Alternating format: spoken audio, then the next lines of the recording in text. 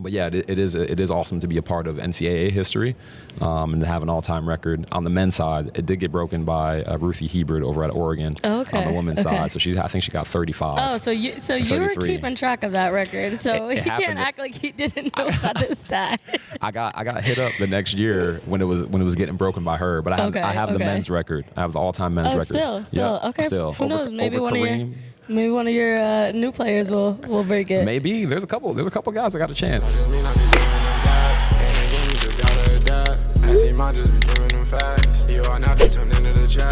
What's up, everyone? Welcome back to the chat. As always, I'm your host, Samara Iman. And before we get started, please remember to like, comment, and subscribe, and let us know how you enjoyed today's episode. Well, we might be in our most prestigious location of the chat yet. We are at Yale University. I'm joined by a Yale men's basketball alum, someone who played overseas professionally for 7 years and has now brought his talents back to Yale University to be an assistant coach for the men's team. Brandon, thank you so much for joining me. I really appreciate you having me. Thank you. Yes, of course.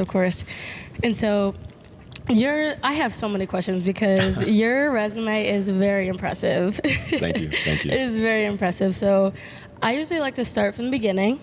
And so take us back, to the Connecticut Basketball Club days. Wow. Take us back. I know it might be a little far back, but take us back to those days and kind of explain how you got to Yale and what that journey was like. Yeah. So CBC, that was back in like 2010, right? Mm-hmm. So that's 13 years ago. It seems like forever.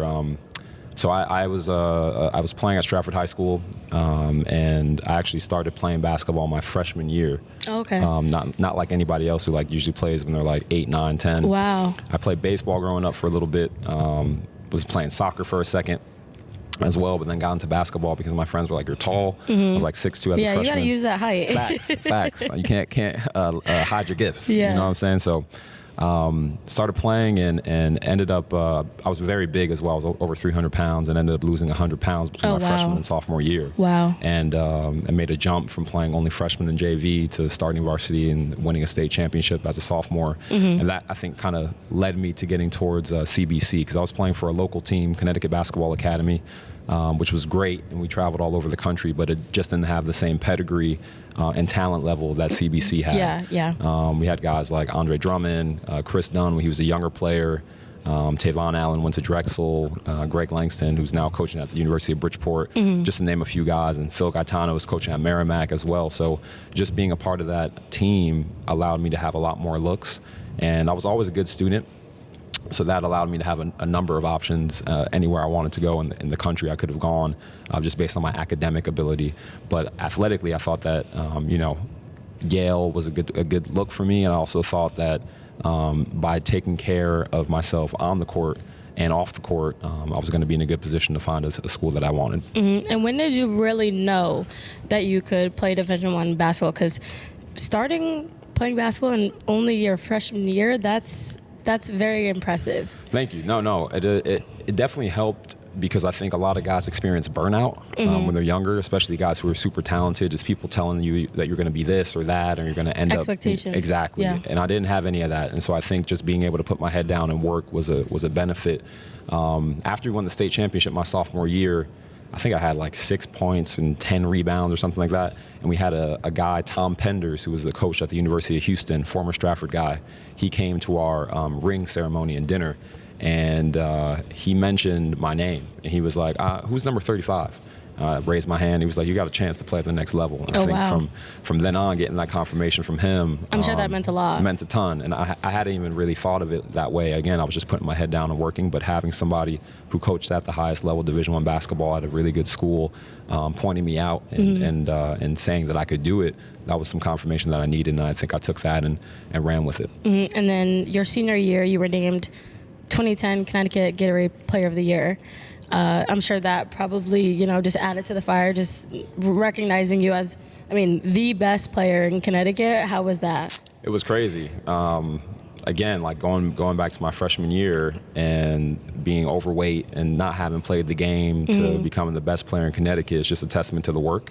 It's a testament to the people who are in my life. My head coach, Paul Dudzinski at Stratford High, and also Anthony Piero, who's my freshman basketball coach. Those guys really put me in a good position to be successful. And then also my teammates, Russell Payton, who was one of the best players in Connecticut, and I won 2 state championships with him, as well as Jason Charles, and good friends like Bobby Santo, a friend of mine that I've had for years. Those are the people who helped me get to where I was at, and also my obviously parents and my faith as well. And I know recently you were just inducted into the Stratford High Hall of Fame. What did that mean? Because I mean, that's huge. Yeah. Yeah, no, for sure. I remember having the senior dinner and sports banquet every year and seeing people get inducted, and I always thought, will I ever have a chance to be there one day? And I think after I left, I was pretty confident in that, just based on the success that our team had. And obviously the individual accolades, they mean a lot just based on the work that you put in and day out. But being able to be recognized and having a chance to be a part of the Hall of Fame is something that not a lot of people get to do, and I'm really grateful for the opportunity. Yeah, and then what made you go to Choate after graduating from Stratford High?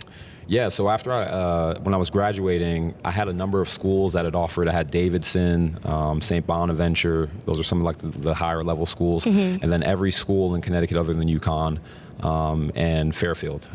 So I had a lot of options, but nothing that necessarily felt at home for me. Nothing that really stuck out. Exactly. And I didn't take a lot of visits. Like, I'm a Connecticut kid through and through. Yeah. Went to school here. Didn't leave the state until I kind of went overseas to go play.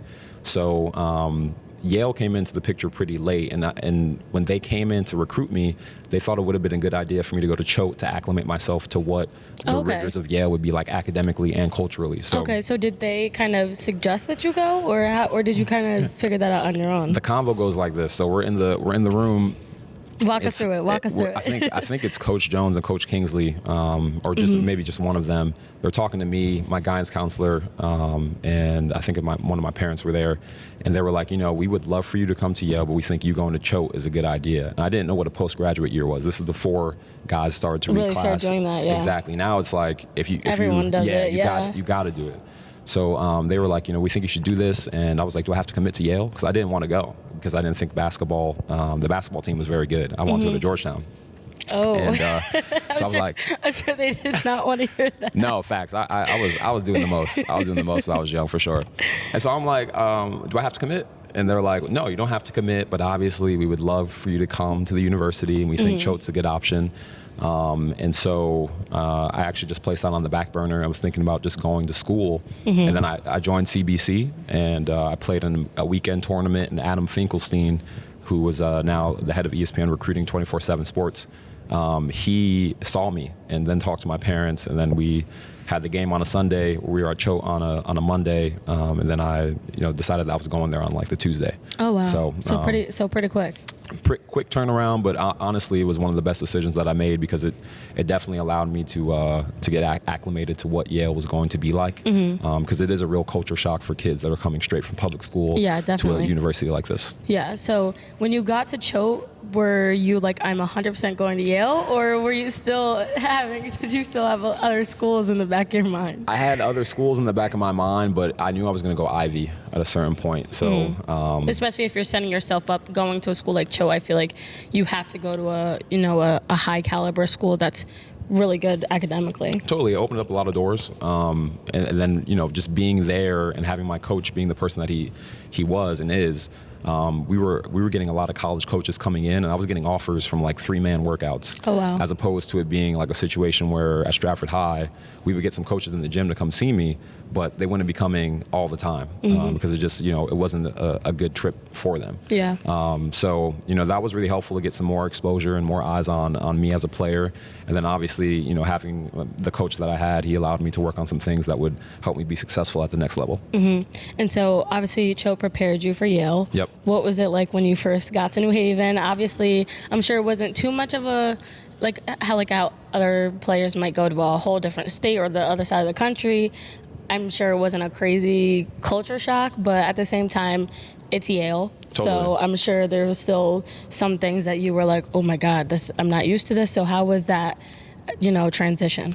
Yeah, it was tough. I mean, I don't think you're ever ready as a student athlete to go to college and have to, I think, balance both the academic, athletic piece and then your social life. You're on your own. I'm from Bridgeport, so that's a 35-minute drive, and I was going home on the weekends for church now. Make sure you get that down. But at the same time, it was really difficult to kind of get used to everything. I tried doing a cappella like my first month at Well, you school. did more than try. I did. We'll get into that. You did more than try. For sure, but I couldn't do it. I couldn't balance everything. I realized I didn't have time for homework if I was going to go from practice to a cappella practice and then try to do homework when I'm tired. But also resting, recovering your body, sleep. Exactly. So it was really difficult to kind of get used to what Yale was like. And then academically, it was a real adjustment for me. This is top caliber, top tier professors, classes, experiences, and there's always something to do and people to meet. So that was really overwhelming. And I also don't think I understood fully the impact that socioeconomics have on your experience at any university. Yeah. And my parents didn't come from much, and I didn't come from much. But to meet people whose parents owned companies and streets and city blocks, it was incredible. So definitely an adjustment and a jarring experience, but over time I got used to it just based on having good friends and staying grounded. And so what was your day-to-day like when you first got to Yale? So we would have our practices Monday through Thursday. Once we got into the Ivy League season, we would have days off on Tuesdays, and we would play on Friday, Saturday. So the routine was really just class, have some sections, because some classes are shorter, and then you have a study section to kind of go over the material. But that was like my day-to-day, essentially, and then getting in some food and extra workouts when I could. But there is a method to the madness, and our coaches do a really good job of making sure there's a routine so that guys can get into the rhythm of what it's going to be like while you're here. And I know we already talked about the academic part a little bit, but how much did your coaches prioritize your academics? Because I know at some other schools, it's probably a lot different. So how much did they prioritize, getting your work done, or like maybe if you have practice, but also they know you have something big coming up academically, how did they really prioritize that for you? Yeah, I mean, they always emphasize the importance of education. That's the reason why we're all here, right? So I think you have to be able to show that you can do the work before even getting in. Yeah. And then when you are here, Yale does a good job of providing resources for kids who need help. It's not like another school or like scholarship schools where they have a tutor that travels with the team, or someone that comes in to really check in on guys or see if you're going to class or not. There is a lot of self-autonomy. Okay. And so I think like that was great, just being able to be given that freedom. It does mature you in a way. But if you don't do your work, you can't play. It's just really as simple as that. And I think everyone kind of has an idea of what that means before they're coming in, and the coaches just want to make sure that we're doing the best job that we can. But they were pretty great with that. And I know you talked about the socioeconomic part a little bit, but when you first got here, what was like the biggest shock? Like, was it the campus? Like, obviously you grew up in Connecticut, but were you familiar with the campus? Like, what was the biggest shock to you just being at Yale, but also being a student athlete at Yale? Yeah, I think there were a few things. One really benign example is like the outfits.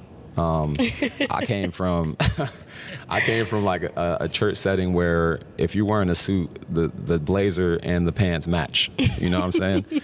But when I came to Cho and Yale, I realized that navy blazers and khakis with bow shoes was a thing. Yeah. And people really rock that to the death. It could be formal, semi-formal. That was the preppy fit. Exactly. That was the starter pack. That was the starter pack for sure. So did that rub off on you?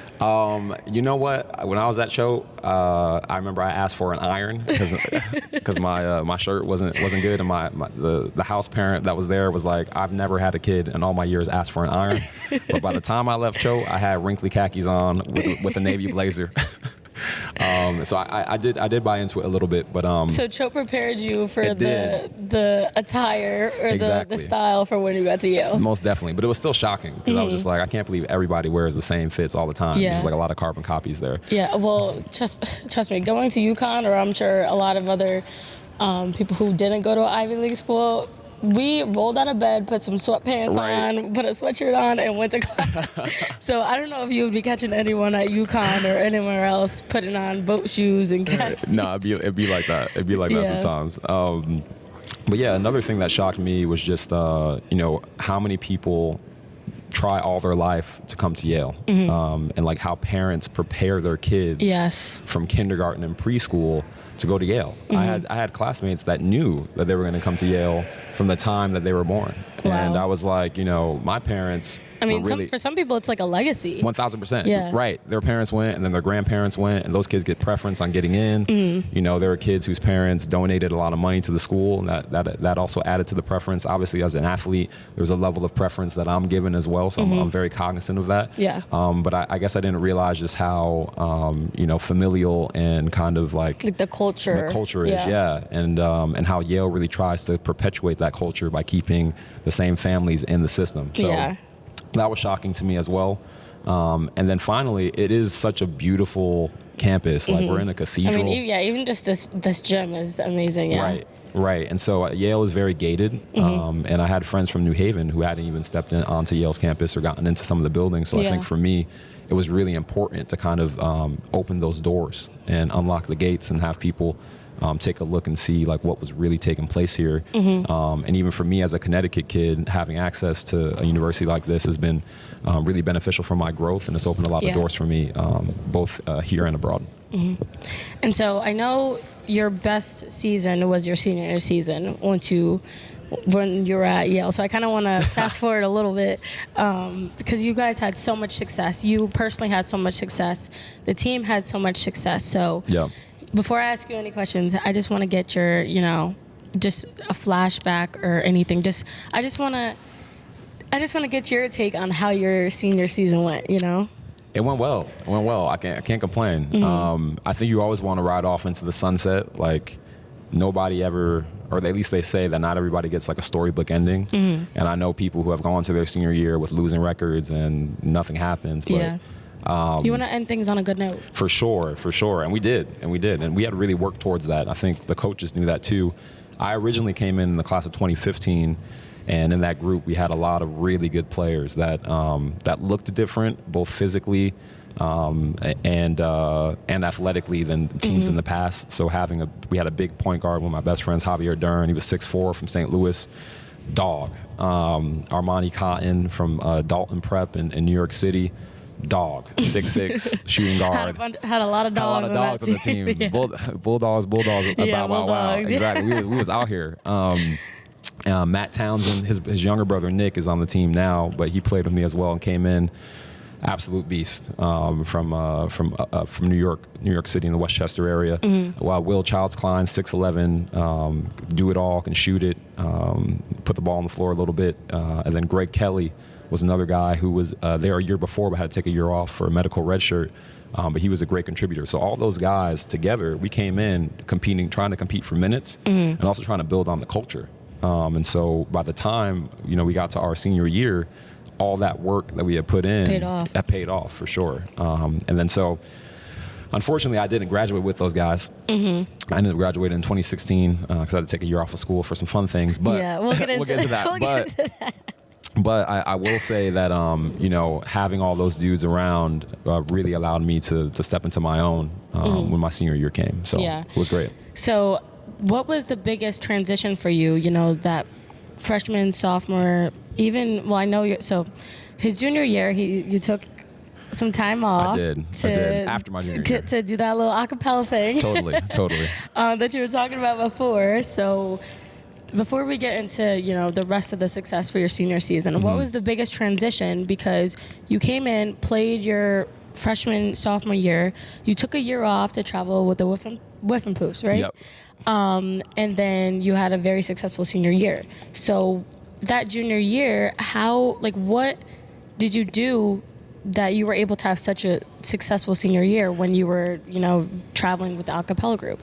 Yeah. So I actually played all 3 of those years. So freshman, sophomore, junior, and then took the year off and then went to senior. Oh, okay.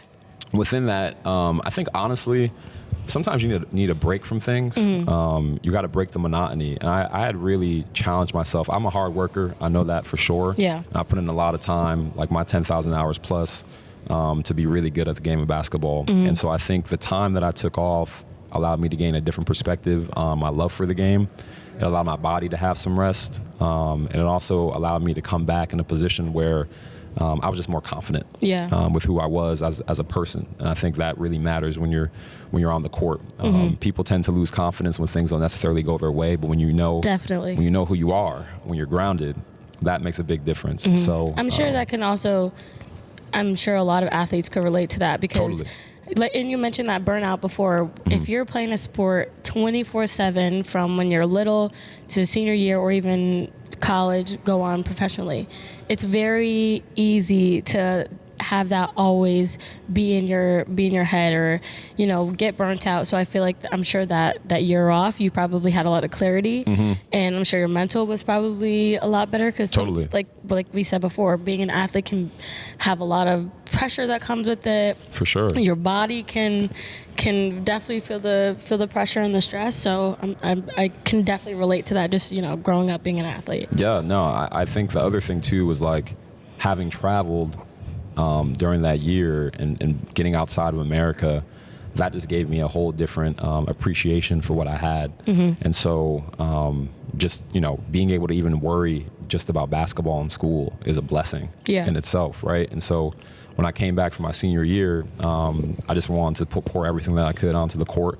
And with that newfound perspective, I just wanted to do what I could, and we did it. So. Yeah. So your senior year, you guys won the Ivies. Yep. Went on to the NCAA tournament. Yep. Beat Baylor. Yep. And then went on to the second round. What was that run like? It was crazy. We actually thought we were going to go out west for our in the regional. Because you guys were in Rhode Island? We were in Rhode Island, yeah. So it was kind of like a home game. We didn't have to go super far. Yeah. And I'm sure the traditions and just the culture of Yale, I'm sure that traveled. Oh, yeah. 100%. Oh, no. We were outside. We had some fans. Yeah. We had some fans that traveled for sure. And I was grateful for that, too, because it was kind of like a home game playing against Baylor. And, the pinnacle is getting into the NCAA tournament. And for schools that are smaller or in the mid-majors, it's really hard to get more than one bid. Especially Ivy schools, 1,000%. And that's not to say Ivy League basketball has been traditionally good. Like, we've had some really good players and teams that have been successful over time.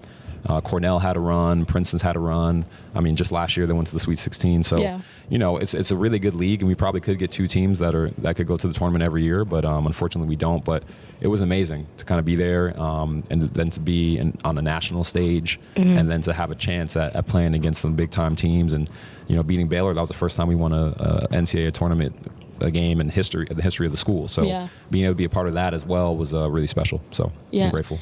And so I have here, so Yale won 23 games in your 2015-26 season. That's the most since the 1906-1907 season. Lord have mercy. I didn't know that. Yes. So you guys definitely kind of paved the way for, I feel like, even for the teams now, being able to say like, wow, there's so much, precedent, I guess, and we've had teams at Yale who have been successful getting to the NCAA tournament, so why can't we do that, So I definitely think that you paved the way. I'm trying out here. See, all the young bloods watching this. I could say young bloods now, right? Yeah, you can say. But no. I don't think you're that old. I'm not that old. Let me stop. But no, it is a blessing. It's a blessing to come in and look up at the banners and see that we've been successful.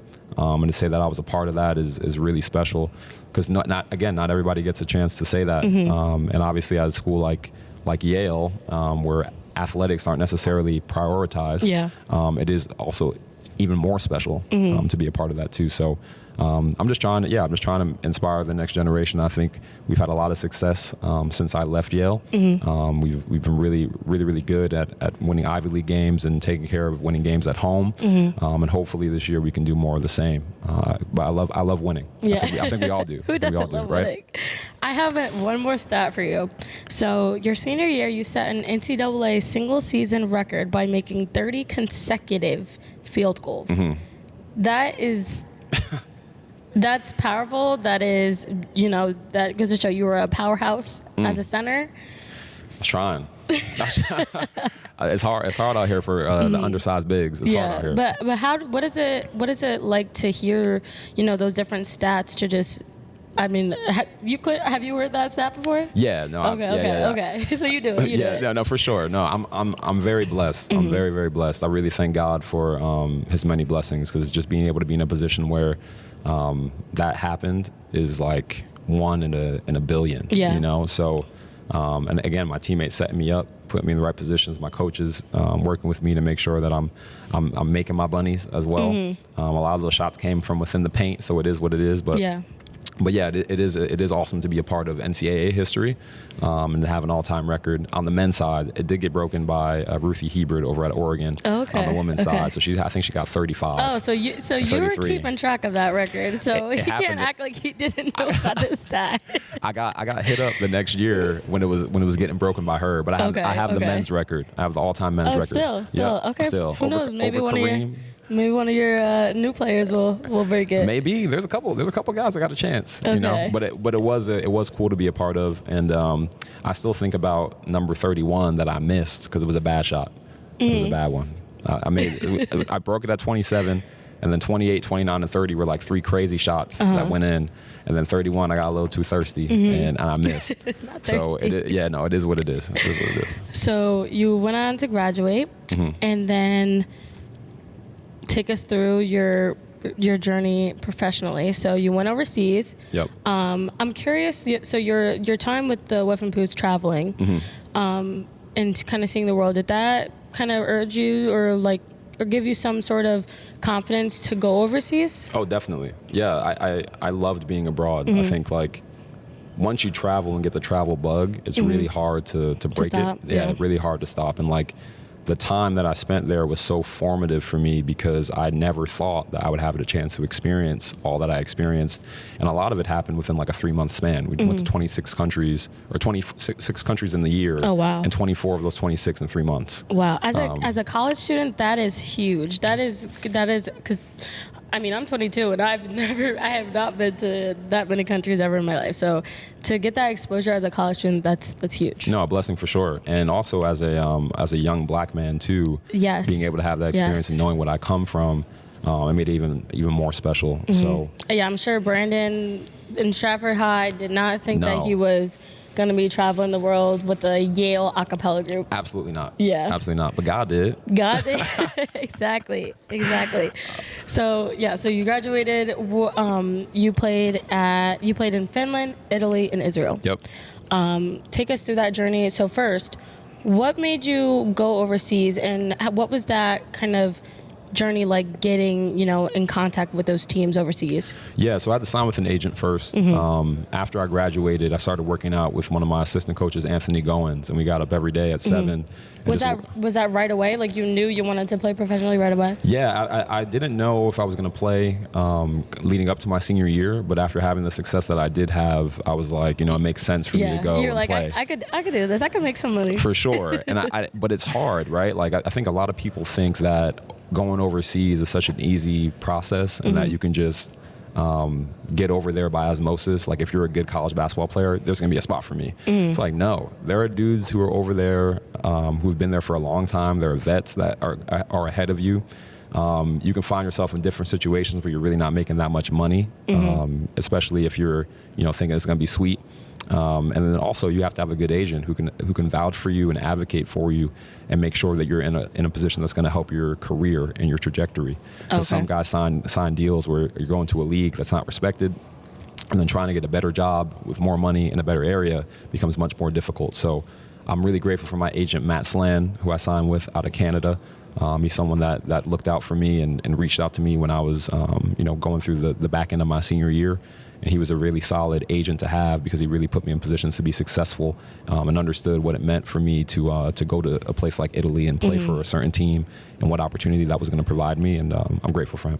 And so, well, first of all, I want to ask you, did you always know that you were going to play overseas, or did you think that you could maybe, find a way to, maybe like the G League or anything, in the States? Yeah, that was a dream for me as a kid. I think everyone has this idea in their head they want to play at the league, right? And Yeah, definitely. For sure. And even if you're in college, right, there's still this idea like maybe there's a chance. But it's really hard, obviously, to get there. And it's even harder when you don't really know the path to getting there. Yeah. Right? Like if you have the blueprint to things, you can reverse engineer reaching your goals. If you know what the end goal is already, you know what it takes to get there. You could like break that down day by day, week by week, hour by hour, what you need to put in and what you need to do to get there. And you may not even get there at the end of the day. It's just so difficult.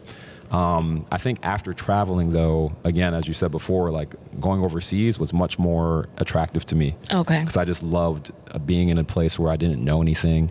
I didn't necessarily know the language, the people. That's bold. That's bold, and it takes a lot of confidence because not a lot of people will say that they want to do that. Most def, and I think I really enjoy throwing myself in uncomfortable situations, just because it sharpens me in some way. And I think I love that. Yeah. I think a lot of people are afraid of doing things that are outside the box, and that fear holds you back from reaching some of your potential. And so if I can just jump in head first into some discomfort and then figure it out, I'm going to be good in any situation. And so after traveling, I thought that playing overseas was better. Also, at the time, the money in the G League wasn't very good. And so playing overseas was a more advantageous move for me financially. Yeah, I feel like the G League, what it is today, definitely was not what it was back then. Totally. And then also there's so many guys fighting for the same spots. Yeah, everyone has that dream of making it to the NBA or just, being successful in the G League. But also, I feel like especially today, there's a lot of guys who are like, you know what, let's go overseas, let's be successful outside of the States, because basketball outside of the States is very popular. It's growing. There's a bigger following. So, you know what? Why not? Yeah, it's a different game, too. Like the NBA game is so different from what the college game is like. So you'll see guys who kill it in college who end up getting drafted or end up on an NBA team and they're role players and they're not very good. Definitely. It's just a different game. Same thing with going overseas. There are NBA guys who go overseas and they really struggle. There'd be guys overseas that if they came to the NBA, they would struggle. It's just a different game. So I think I had dreams of trying to make it to the league, but I think I made the decision to go overseas because of what I had experienced traveling, and then also after my agent kind of mapped out the plan for my career. And obviously I know the culture obviously overseas is completely different, but getting that travel experience I'm sure probably helped. But when it came to basketball, what was the biggest challenge for you making that transition?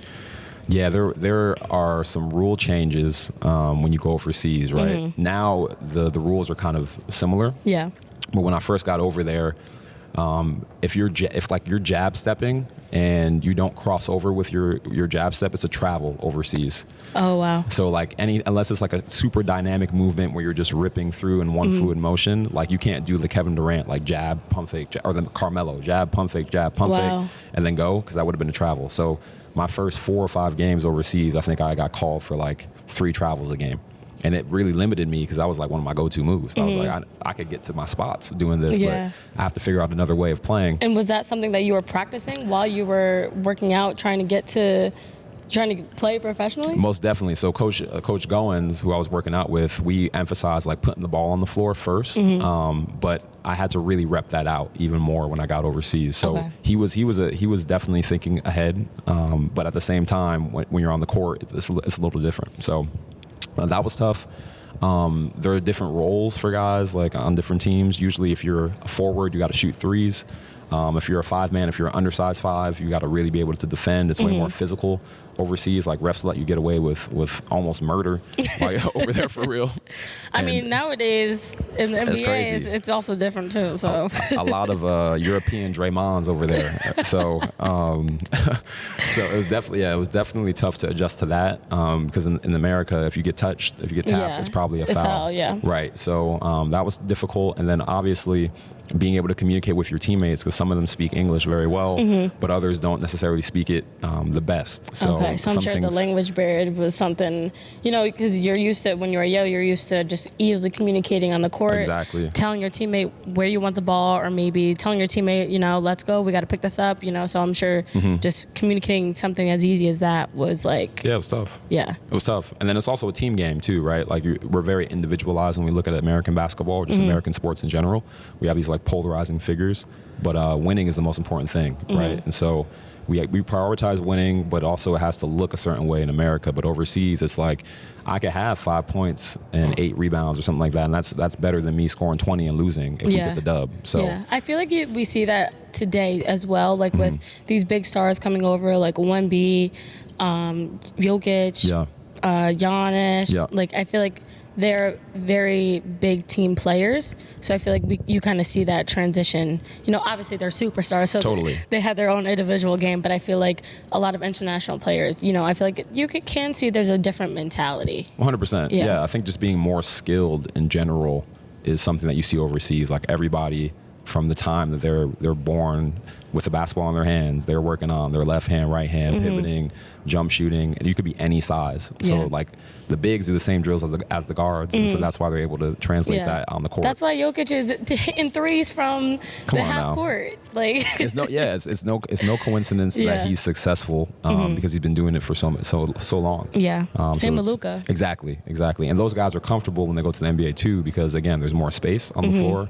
There's the defensive 3 seconds in the NBA, and then also it's so ticky-tack that like the things that wouldn't get called overseas do get called in America. So those guys are getting to the line, 10 times a game because they're able to draw contact, and they're very savvy and smart on how to play. And so you played in Finland, Israel, and Italy. Yep. So what teams did you play for in each? In Italy, I played for Roseto degli Abruzzi, which was a team in A2, and I played there twice. The first year I played there was my rookie year, and then my third year I played with them again, but they were doing a joint venture with a team in Rome, so I lived in Rome. Oh, okay. And we would travel to play our home games in Roseto. It was like 2 hours across the coast. Wow. Or across the country. Wow. To go play. My second year I played for Scafati. It's a town near Pompeii in the south of Italy. Then I played for Napoli, the team there. And then I also played for Cento di Ferrara, which was a team near Bologna, not too far. So in the north. That was the furthest north I went. And then so you started your career in Italy? In Italy, yep. So played there for five seasons. Then I went to Finland for a brief stint, played for the Helsinki Seagulls for about 2 to 3 months. And then I left to go play for Maccabi Ra'anana in Israel, which is like 25 minutes north of Tel Aviv. Okay. And then I played for Maccabi, Rehovot last year, and they were 25 minutes south of Tel Aviv. Okay. So yeah, had some great countries too. I can't lie. I loved Finland was very cold, so I didn't love the weather. I mean, that's probably why you were only there for 2 months. Exactly. Yeah, that's not a coincidence. Yeah, not a coincidence. But at the same time, I did really appreciate Helsinki as a city. It was really pretty, very clean, great people, very hospitable, and definitely an experience. But I loved everywhere I went. And so now that you're back in the States, what's your perspective on just the international game and being back here, and also you were just playing last year. Right. So what's been like the adjustment, coaching back in the States? Yeah, it's been an adjustment for a number of reasons. Especially with the rule changes, because you were playing overseas for 7 years, and now all of a sudden you're back here following different rules. Yeah, I think just reminding guys that like the game is physical, reminding guys to slow down. I watch a lot of film with some of our players of EuroLeague players that I really like, because I think like European basketball is real basketball. The NBA is so different than any other level of basketball, and the way that it's played, the type of players that are there. They are elite. They do their job at the highest level, but it's different, and everyone can't recreate that. But if you look at European basketball, there's so many pieces that you can take from the game and apply it to what we have here in America, especially in the college game. So trying to work on guys with spacing and and the skill set that they need to have to be successful at the next level, because a lot of them want to do what I've done. Yeah. And so I think having that. So you're a great role model for that. Yeah. I think so. It's good to sit down and kind of critique some of the things that I see, because I have so many comparisons now based on the guys that I played with or played against, and so it's been fun in that regard to kind of help guys reach their fullest potential. And so what made you come back? Yeah. My coach gave me a call kind of in May when I came back. The Yale coach? The Yale coach, Okay. Coach Jones. And I had just gotten back from playing overseas in Israel, and he gave me a call and was like, "Hey, do you want to come coach?" And I was like, "Whoa!" Like I wasn't. You weren't expecting that. Nah, I was not. And to be honest with you, I think part of that was because I didn't know if the lifestyle that comes along with college coaching was something that would be attractive to me. Yeah, for sure. That makes sense. Yeah, and I had also already signed again to go play in Israel. Now, looking back in hindsight, I'm grateful for the opportunity because of all that's happening in the region. But when he called, I was like, I'll think about it. And he kind of mentioned just the, some of the youth coaching that I had been doing in the past year. I guess like the way that I carry myself, and obviously I love building relationships with people. So it kind of made sense. And obviously you played here. And I played here, exactly. Under him specifically, so he really knows you. Totally. He knows me very well. And our other associate head coach, Justin Simon, he also played here back in 2002. Okay. He graduated. So, you have it's a a family fellow thing. alum, yeah. Exactly. So just being able to kind of share with the guys exactly what I went through and knowing what they're going through on a daily basis has been was something that attracted him to or caused him to give me a call. So I obliged after thinking about it and praying on it for a bit, but not something that I expected. But here I am. Yeah. So what was the biggest adjustment coming from playing and working out all the time and just competing all the time to now you're on the sideline and you're coaching young men and you're kind of more behind the scenes. So what's been the biggest adjustment? Totally different competition, right? It's like you go to practice and you have to go home, and practice doesn't just end after those 2 hours. You got to go watch guys that you're trying to work with. Yeah, you got to recruit. Exactly. You got to talk to kids you're recruiting. You got to watch film of the next games that you're going to be playing. You take your work home with you. You're in the office most of the time. You got to get into the gym with guys and rebound for them. So, if you're competitive, this is a great career for you because it's really up to you how much work you take on and how hard you go. Yeah. The difficult thing, though, is managing it all, because there's a lot going on between the coaching, your team, and looking at other teams and recruiting. It is an all-encompassing position. Now that you explain that, I feel like it can be very similar to that burnout as an athlete. Totally. Because it's kind of that, it's like it's 24/7. Yeah, you're constantly stimulated. There's really never a time where you don't have any work to do.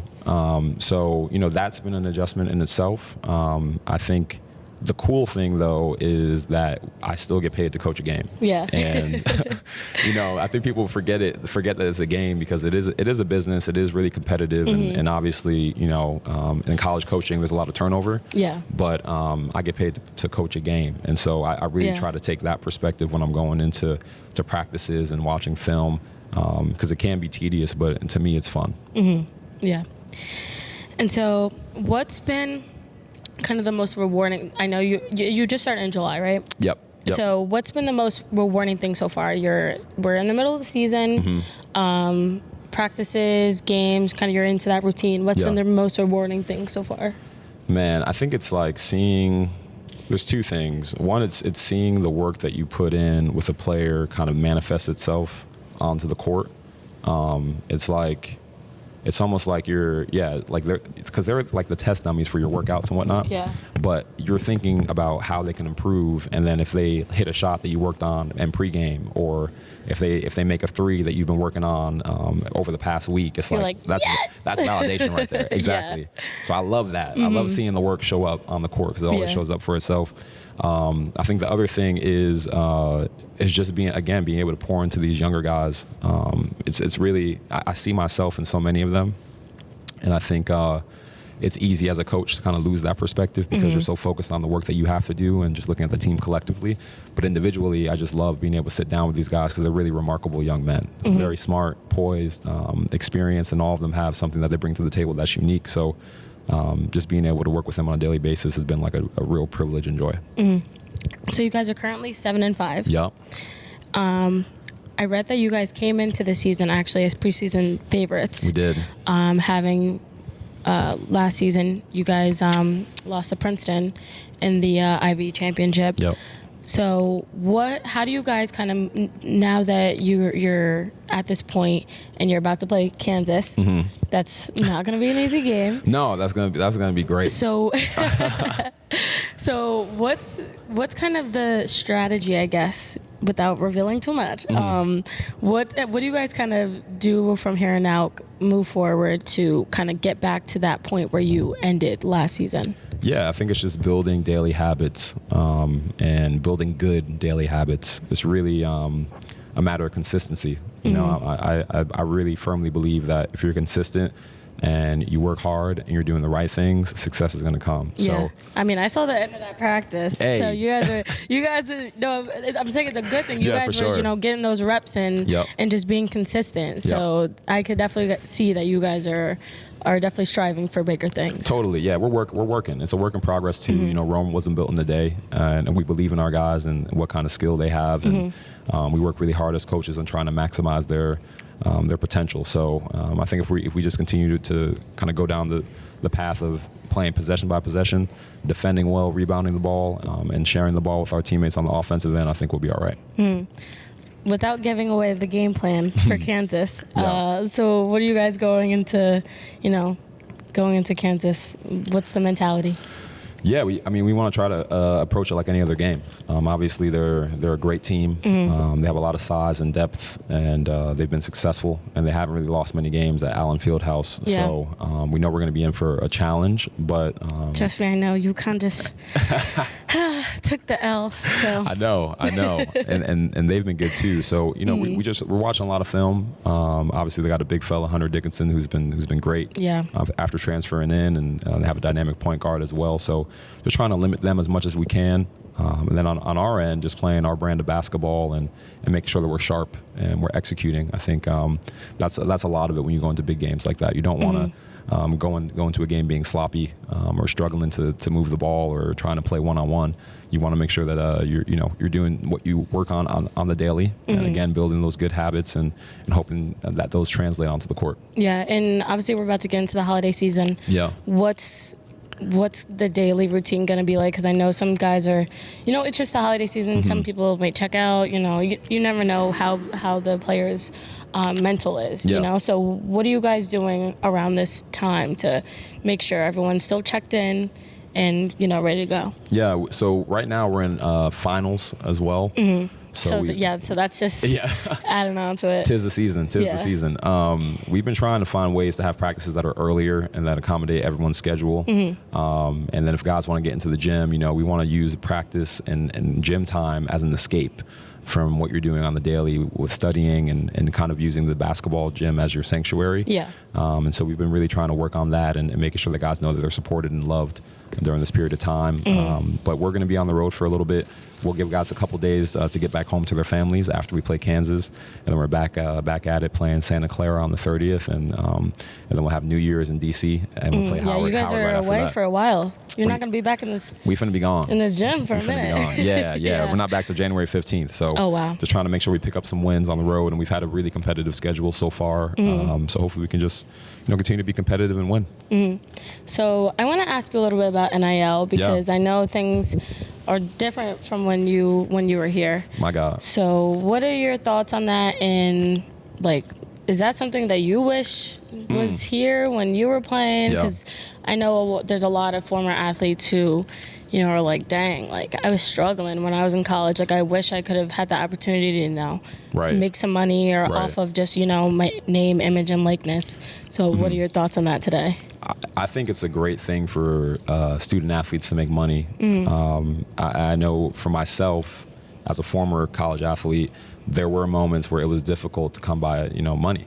And I do think that I would have made some money in high school. Definitely your senior year. My senior year for sure, and my senior year. I could have the senior year. Could have got some acapella, some acapella sponsorships, run that NIL money.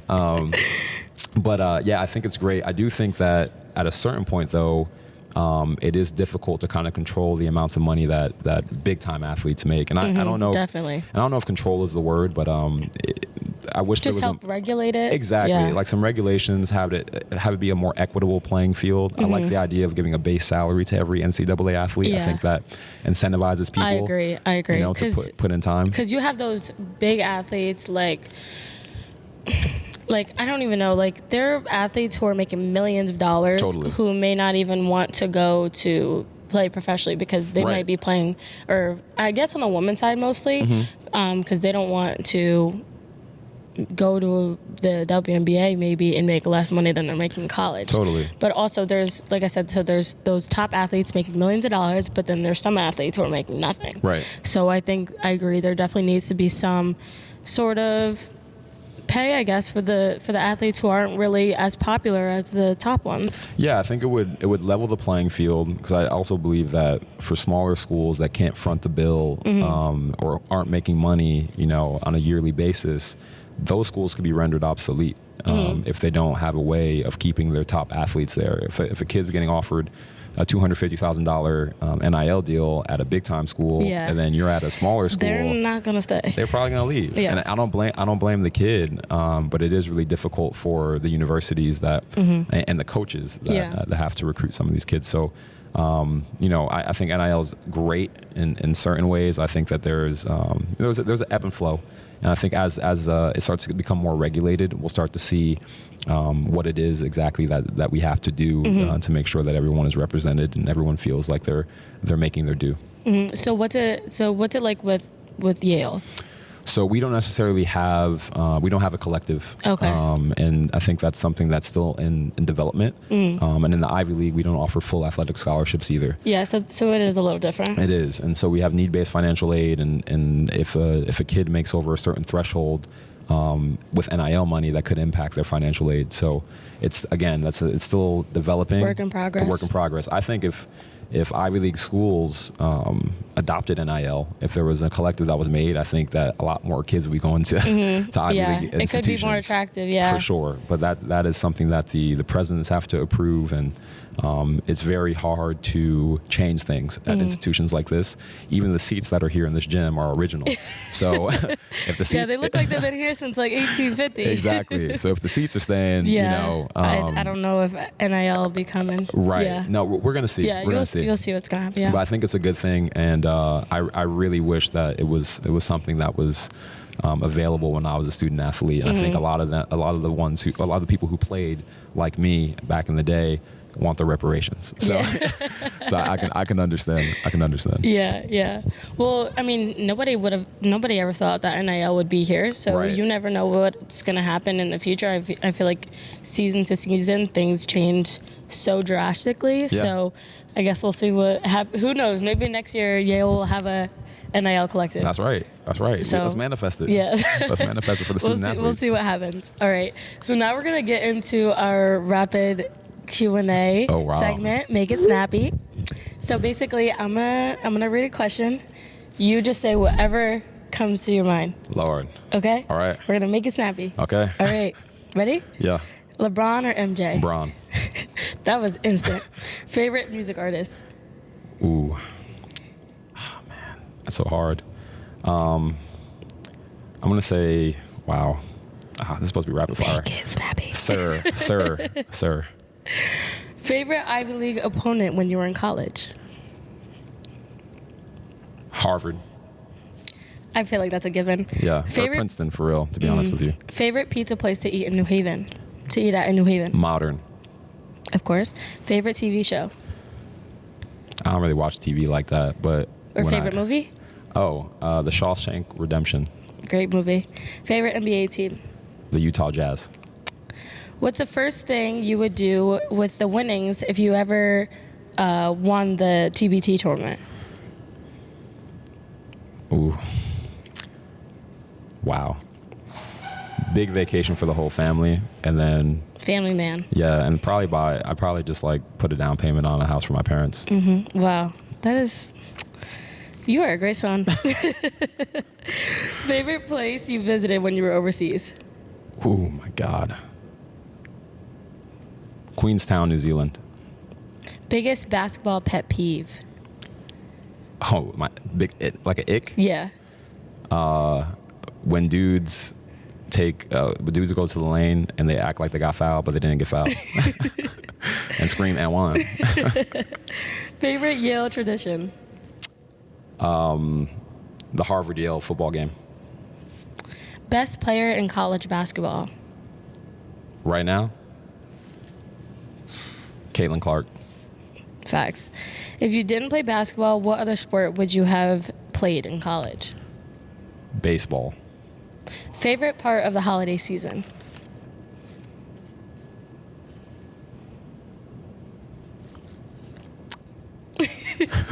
He was too stunned to speak. Honestly, probably just hot chocolate. You can have hot chocolate all year round. Okay, all right. That was the last question. All right, that was Make It Snappy. If you had any different if you had any different answers to what Brandon had, let us know in the comments. All right. We need to talk about some of those answers. All right, so going back to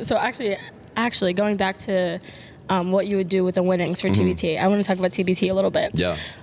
So how did you get started playing with TBT? And you still play for the nerd team, right? Or Yeah. Are you still playing? I mean, next year I'll probably try to play if it's possible. Okay. And the nerd team, is that all Ivy League players or? It was originally started to represent higher academic institutions, so not necessarily Ivy. But like Georgetown, other. Yeah, like Georgetown could probably be in there too. But we had like guys from Amherst. We had a kid from Colgate this past year. I think this year was like less pointed towards that nerd-y kind of idea. Yeah. But the original that was idea, your brand. That was the brand. Yeah. But I mean, I love it. At first, I was like, the nerd team, that's kind of corny, but we then started to like win games. Yeah. There was Revenge of the Nerds. I like it. I like the name. It's a vibe. It's catchy. Yeah. It's catchy. TNT. So yeah, no, it got started by Aaron Toomey, who's the coach now at the University of Hartford, was at Amherst, and Matt Goldsmith, he's at CCNJ, coaching there, and they reached out to me and asked me if I wanted to play, and I heard who they had on the roster, and we just got it going. So the first year I played, we won our first game. We got to the regional final and lost to the Buffalo team that ended up winning it. Yeah. And then this past year we won our first game. It was the Boeheim team, right? Or? Yeah, Boeheim's Army. No, actually 2 years ago it was Buffalo. Oh, okay. This year I forgot who won. Okay. It was like another team, but yeah, great tournament. I think TBT is the NCAA tournament for adults and pros, and it gives you like a nice time to get away for your family and friends. Gives you a nice tune-up before you're going back overseas or going back to your coaching, and also allows you to have some quality time with guys that you know from years playing. Definitely, so, and it's a great opportunity to give former players exactly an opportunity to make some money and just get their name out there, especially if they want to get back into the pros. Totally, I feel like that's a perfect opportunity for them. It's a good film. Great way to play on TV. Yeah, I saw a little clip that said you sang the national anthem at one of the games, and they called you the modern day Zac Efron Troy Bolton. Yeah. I was like, this man loves him some acapella. It's not my fault though. I got to shout out a Harvard guy actually, Kyle Casey. He graduated a couple years before me at Harvard, and we were warming up, and I think they had been playing the national anthem someone was singing it, and I was like, oh, that wasn't so great. And Kyle was like, well, why don't you sing it then, B? I was like, I'll sing it. Maybe I will. He was like, say less. You'll sing? Say less. And then he went out and talked to the folks behind the scorer's table, and next thing I know, I had a mic in my hand. I was singing the national anthem. Wow. Now, what people don't know about the story is after that, I scored the first 9 points of the game. So he can do it all. No. No, that was a good start. So I'm glad I was able to do that. I don't know if I'm going to do it here at Yale. My players have asked me a couple times, so when are you going to sing, Coach? I'm like, I don't know. But that could be a potential future job. So we'll see. We'll see. All right. So I have enjoyed this conversation so much. Oh, thank you. Likewise. This setting, the scenery, I don't know if you guys can see the whole gym, but this gym is beautiful. And I mean, I would love to come to a game and just see, I saw the practice a little bit, so I would love to see it in the game. But I mean, your journey is so impressive. Your resume is so impressive. I'm sure we will see Brandon as a head coach somewhere in the future. I don't doubt it. We're gonna manifest it. At least I'm gonna manifest it. I'm with you. Whether that's, you know what? Quick question before we wrap it up. Would you ever want to get into maybe coaching professionally? Like maybe after, I know you kind of just started your coaching career, but in the future, maybe like years down the line. Yeah.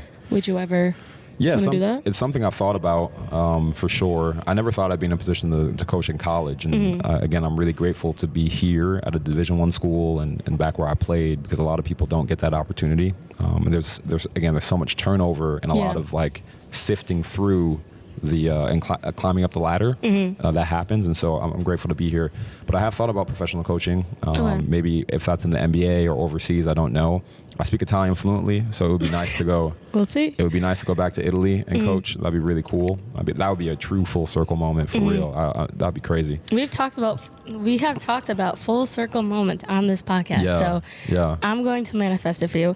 Can we hear a little Italian before we leave? Ok, ciao, io sono Brandon, è stato un piacere di fare questa intervista con Samara, spero di rivederti presto, e se vuoi andare a un partita puoi venire quando vuoi, fammi sapere, ti lascio 2 biglietti. And that means? That means, hello everybody, like it was such a pleasure to be on this podcast with Samara. If you want to come back to watch a game, I'll leave 2 tickets for you. Oh, okay. That's it. That was some great Italian then. But yes, thank you, Brandon. Thank you so much for being on the chat and just sharing your journey from Stratford High to Israel to Italy to Finland to Yale. And now back to Yale as a coach. So it's been a true full circle moment for you playing here and now coaching here. So I am rooting for you. I'm rooting for the team. Good luck at Kansas next week. Much appreciated. And yeah, thank you guys so much for joining us on this episode of The Chat, and we'll see you guys next time.